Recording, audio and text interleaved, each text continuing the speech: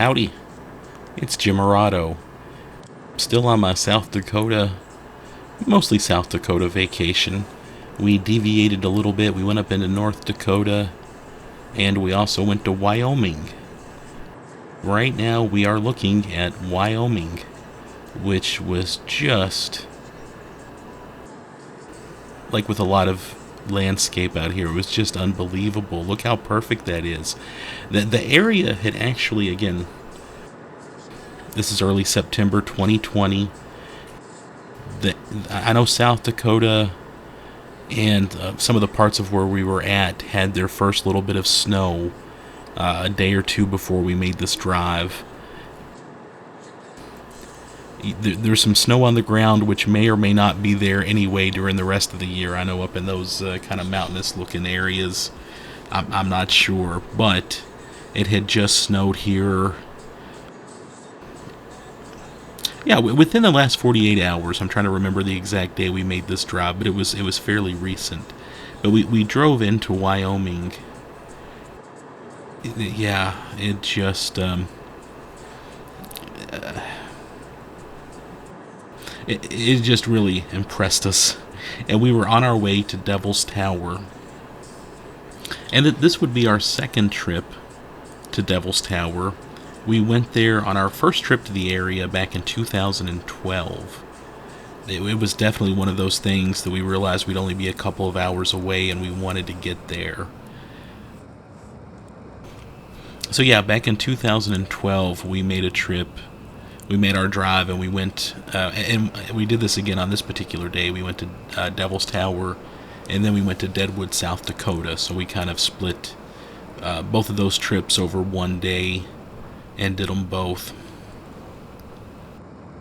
And then we were here again in 2019, last year, and we did not make it up to Devil's Tower. We just had some stuff going on.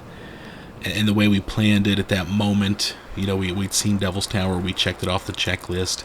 But being that we were going to be back up here again this year, 2020, we decided, yeah, let's go see Devil's Tower again. That was a pretty cool place, and we wanted to go again.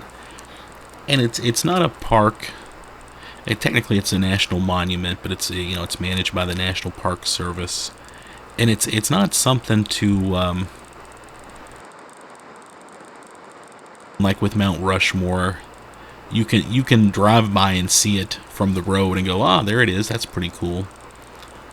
But you want to get out of your car and you want to walk up to it and you want to get close. And back in 2012 and this year, we wanted to make the hike around the tower. Spend a couple of hours just enjoying that area around it. So we did on this trip. We did that again. They're doing some renovation stuff. I'll probably talk a little more about that. But they're doing some improvements to the park, to the visitor center and all that. I was reading, I don't think the visitor center has been upgraded and updated since like 1935. And of course the park gets a lot more visitors than they did back then. But when we were there in 2012, I thought it was nice. It definitely served its purpose. You're not getting hundreds of thousands of people there a day or anything like that. Oh, and yeah, you can see some snow here, definitely on those trees. You got a little dusting.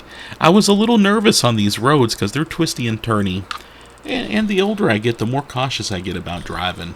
I don't know if you're experiencing that, but yeah, I'd rather drive under the speed limit and take my time and get there safely than to go crazy. But yeah, the roads, it was a cold morning. I do remember that. And we were just, we were enjoying the scenery anyway. Yeah, and look out there. You can start to see it. It's coming into view there on the left. It's about to drop off the screen. It'll probably be back on the screen here in a moment after we go around this curve. Maybe. Yeah, there we go. But yeah, they have not done any upgrades for some time, so they're doing that now. So the visitor center was actually closed. They did have like a little kiosk set up for people that wanted to climb Devil's Tower. They needed to go and register, so they had like a little kiosk set up. And as someone who collects the national park passport stamps, the little cancels, they did have the passport stamp out attached to a chain, so I was glad about that. And if you're not familiar with that, the national parks, there's, I think, 59 actual national parks and about 400 units, national monuments, etc. They have little passport, rubber stamps that show where you were at and the date, and they have a little book.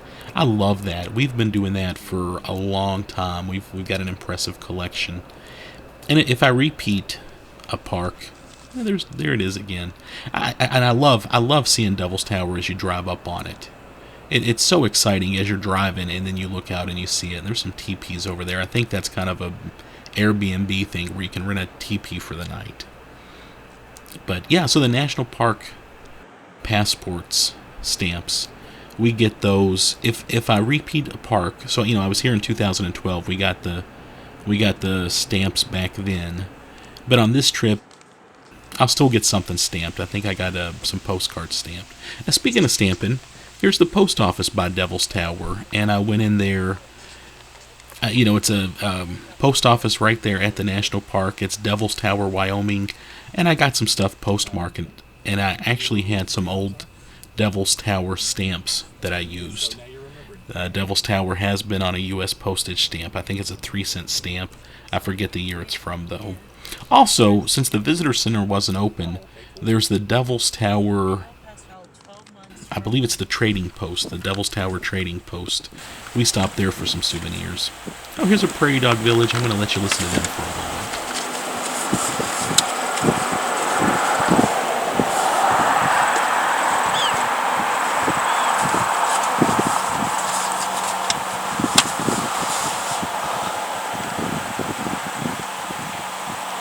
These guys are smaller.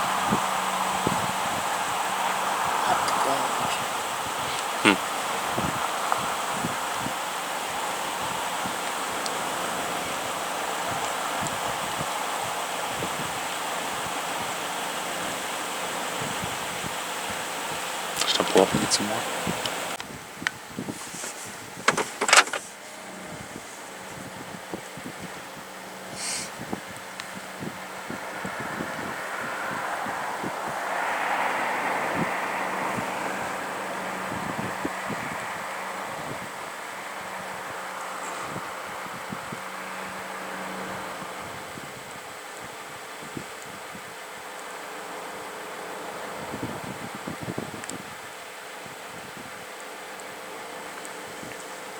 Guys, I can grab it.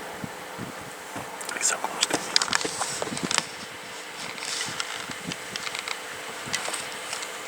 Oh, he moved on. He didn't go under my car, did he?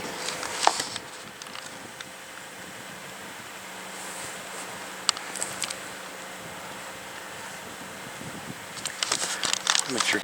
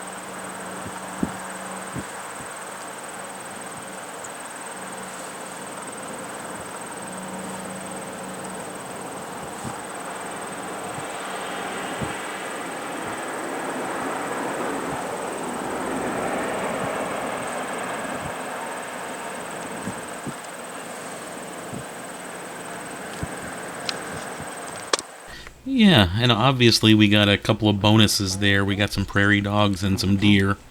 And now we're right here by Devil's Tower, and I zoomed in on one of the climbers. We'll see more of them, but that looks pretty cool. My buddy Mark, his brother, actually climbed Devil's Tower, and there's some serious bragging rights associated with that. Yeah, I think that's really, really cool. I believe they estimate 4 to 5,000 people climb it each year, so that's quite a bit. There's a little prayer bags that Native Americans leave here, a spiritual thing, and you see those just all over the place. And they ask you not to disturb them. Yeah, so you see those. This is still kind of a sacred place to many, and I can see why it's considered a very spiritual place. And it's just beautiful, and it's so otherworldly. And of course, it was made famous in the late 70s in the Close Encounters of the Third Kind movie, which I just rewatched the other day, and I thought it still holds up well. I do like that movie a lot. Lots of rocks down at the bottom. I was going to finish my thought before we got to the prairie dogs. And by the way, I love hearing the prairie dogs chirp. I just think they're so cute. You may have heard me jokingly tell my wife that I was going to pick one up and put it in the car and take it home with me. I was not going to do that, and I don't recommend anybody else do that. But those little prairie dogs will just about come right up to your car. In fact, at one point, I was watching one just right outside my door. He was literally a foot or two away from my car. And then I didn't quite see where he scurried off to, and I was afraid he went under my car. And I got out and looked under, but he wasn't there. And then I realized he'd kind of ran in the other direction for a brief moment when I took my eyes off of him. So I'm glad he was safe and away from us. But yeah, the prairie dogs, I don't want to say they're tame, but they're obviously used to people and their cars coming around and looking at them. They're cute little critters, and we love them. And as you know, don't feed wild animals. That's a very bad idea. And other than just looking at them, you shouldn't mess with them. So that's always good advice. And I've mentioned in some of my other videos the great books Bear in the Back Seat, written by a former Great Smoky Mountains ranger, and he talks a lot about, pretty much, you can look at the wild animals when you see them, but keep your distance and try not to interact with them. And we're just, so we're doing the hike around Devil's Tower, lots to see, and it is pretty cool just being right there and looking straight up at it, and just marveling at it. There is a Native American origin story on Devil's Tower about some young Indian princesses getting on it and then it rising and a bear chasing them up and making those claw marks. And you can Google that anywhere. More climbers just think that is so cool. Obviously, like I said, climbing has some bragging rights. I gotta be honest though, I'm always okay with leaving the parks in their natural state as much as possible. But if they rigged up an escalator or some sort of zip line here, I would totally do it. I would love to get on the top of that, but I don't think I'm in shape to do any mountain climbing. I've never done mountain climbing before, but I think it would be so cool to get up there and check out that view. This is, we went here in 2012. We had a great time. One of the few times in the wild I've heard a rattle. And I'm not sure how common rattlesnakes are here, but in 2012, we heard a rattle as we walked around. And we looked around us to see what was near us, and we did not see any snakes or anything like that, and we cautiously kept moving. But this is just an exciting place like that. You don't know what you're going to see. They have those prairie dogs, especially right when you come into the park. And man, we love them. And they're so cute. We love their chirping. My wife especially loves them. And especially on this trip, we saw a ton of them in Custer State Park and in Theodore Roosevelt National Park.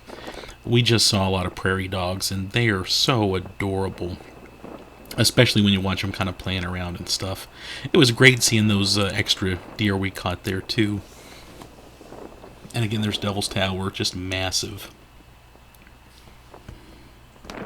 Yeah, and the Devil's Tower trading post is obviously very popular right now with the gift shop at the national park being closed.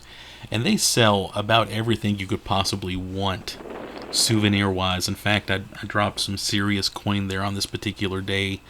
They sell expired Wyoming license plates with Devil's Tower on it for $10 each. I had to get one of those. The last time we were here in 2012, I bought a stuffed alien because it was so cool and it looked like it was something exclusively made for the trading post. This time, I got my wife a stuffed prairie dog. You know, just a little plush prairie dog that says Devil's Tower on it. I thought that was cute. My buddy Rick back home, we always get him something. And unlike us, he enjoys beer. So they actually had Devil's Tower beer at the gift shop. We got him a couple of those. I usually get pins, patches, that sort of thing, some postcards. Yeah, so anyway, Devil's Tower Trading Post, it's a really nice, well-stocked gift shop. And it's right outside the park. There's the park, there's the post office, all right there as you go in. Also, I wanted to mention, we finally bought the America the Beautiful National Park Pass. It's $80 as of this moment. I believe it's $80. However, if you buy a ticket to a national park, you pay the entry fee, you can apply that towards your purchase. So we had already done Badlands and the Theodore Roosevelt National Park. So we had our receipts with us. So here at Devil's Tower, where I think it was a $25 entry fee, we applied the 2 receipts from our other national park visits, and we got the America the Beautiful Pass. I want to say we paid $20 on it. My math might be a little off, but there was a really nice lady at the front who explained it to us. And again, you know, we live in Kentucky. We go to national parks a lot in Tennessee, Indiana. Most of the national parks around here do not charge an entry fee. By the way, I was trying to look through here. Oh man, I think I just missed it. This little periscope thing or viewfinder shows ladders, some old ladders that used to be used to climb up. And I was trying to see those through that. I was trying to see if my camera could see them. Obviously, some trees right now blocking the view, but I tried. So that's what I'm doing here if you're trying to figure out what I'm doing. I know as I was filming, I couldn't really get a view of anything. And it looks like nothing happened here anyway. I think it's pretty neat that they've put those there. Of course, right now, with everything going on, I didn't want to actually put my face up to them. Also, as always, when we first came into the park and went through the little ticket area at the front, they give you a nice little newspaper kind of thing. It's maybe 5-6 pages, and it's on newspaper print. And it tells you about the park. It gives you the basics that you'd want to know. And I don't think I'm going to read anything from it with this video, but it gives a little introduction. Here's the speed limit. You can come in and exit anytime. And that's something, it's open 24 hours a day. So it would be a lot of fun to go here like late at night or something. More climbers. This guy, I just thought I'm not sure what he was attached to, but man, was he was all over. Okay, yeah, he's got a little string on him there. This blows my mind again. I don't think I could even think about attempting it. But anyway, yeah, the newspaper, it talks about how the tower formed, getting around the park.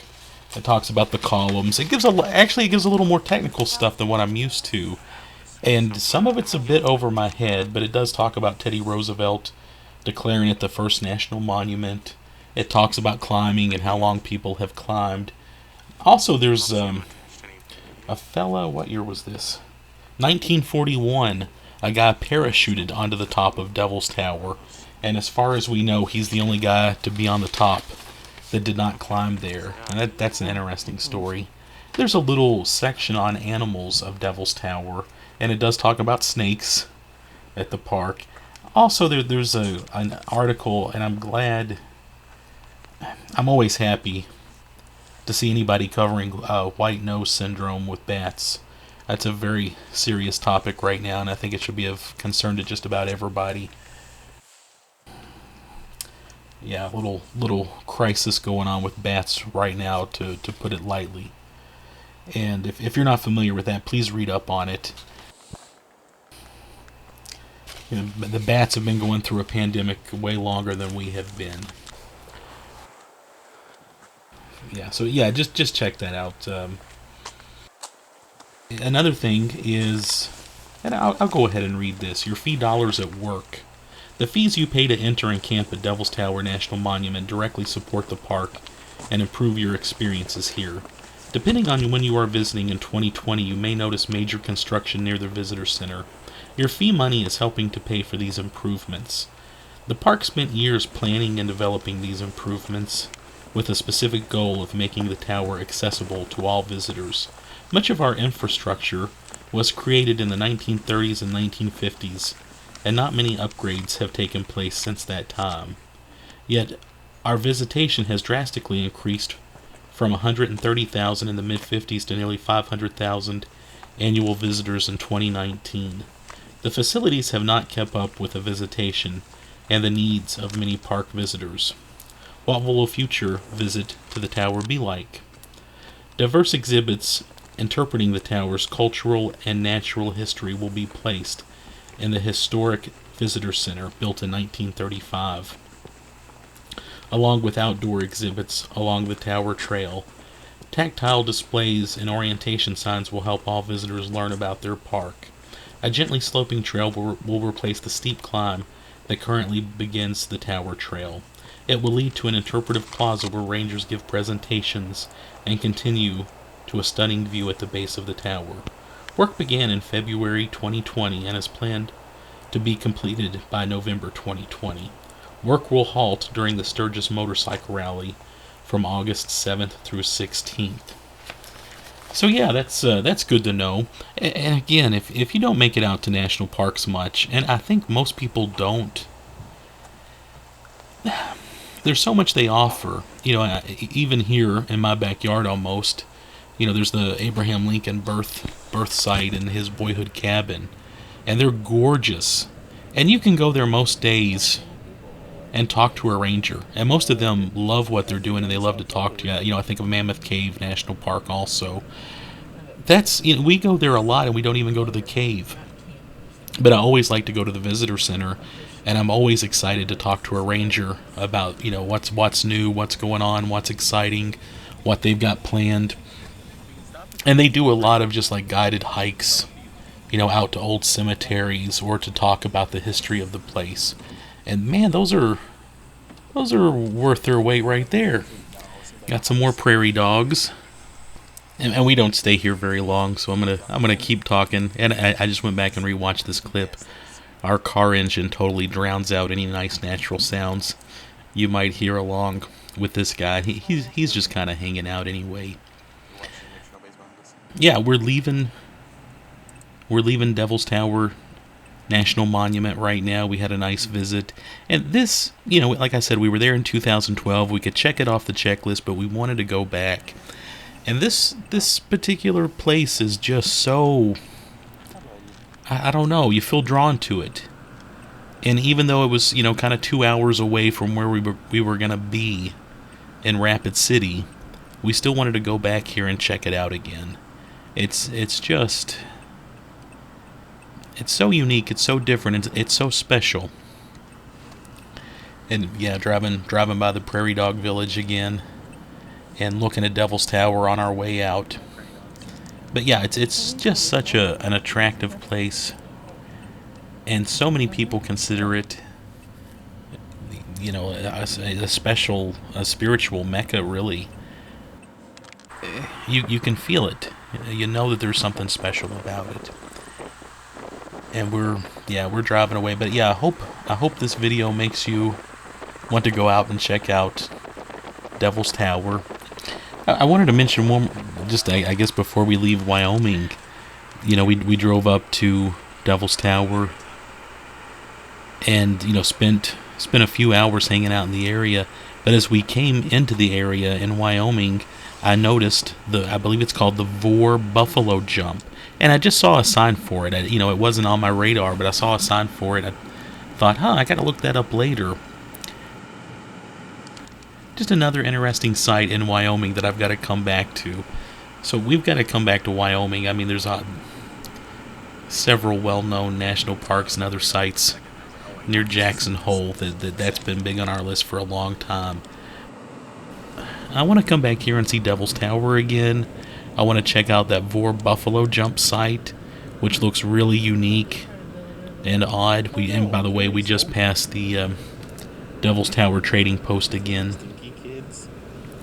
But there is just so much here to see.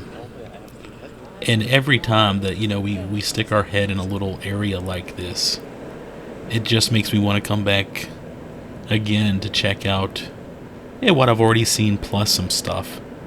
So, obviously Wyoming's going to be a trip for another day to try to do more. In Wyoming. Probably the last parting shot of Devil's Tower right there. But I did want to add just a few pictures I took. These are photos that I took at Devil's Tower. There's a historic marker in front of the tower that they have. And I'm not going to read that to you, but feel free to check that out. It gives kind of a nice brief history on Devil's Tower.